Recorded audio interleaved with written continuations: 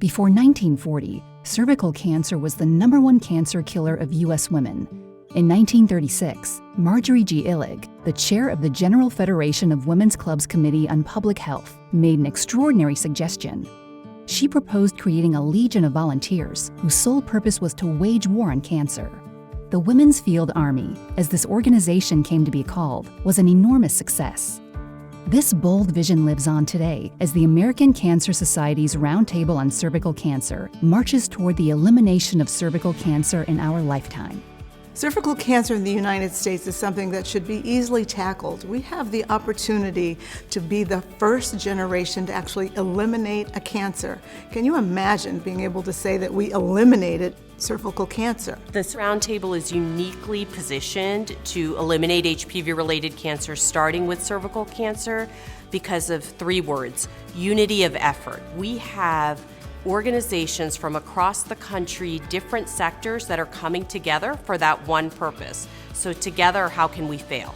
The Cervical Cancer Roundtable has brought together most of the players that range from government, industry, insurance, academic centers, and healthcare centers as well, and very importantly, patients and advocacy groups that are planning to address many of the drivers that have resulted in there being cases of cervical cancer. There are many different key strategies that will contribute to the elimination of HPV cancers. To me, the biggest game changer is going to be when women and persons with the cervix can collect their own sample for screening. The Roundtable's most important strategy to address elimination is assuring access to cervical cancer screening.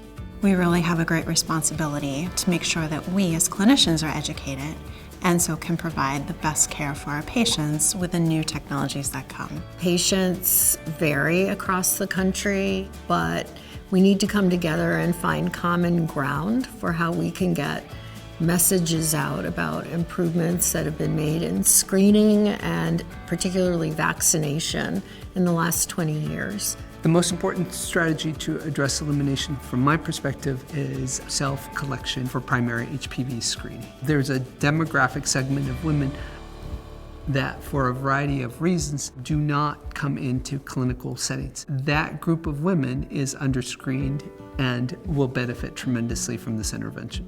Addressing stigma is a very important role that the Roundtable can play. Stigma really affects all aspects of cervical cancer and all of the players and stakeholders in the field. I am proud to be a part of this Roundtable because I think it's doing really unique work in terms of bringing together partners that don't usually work together, and also bringing in and elevating the voices of cervical cancer survivors and caregivers. I could have easily been one of those statistics of those who died of cervical cancer, but I'm here and I'm going to use my voice to make a difference. We can do this. We have the technology, we have the science, we have an amazing cohort of people that are so excited and passionate about it. These are people in our families, in our communities.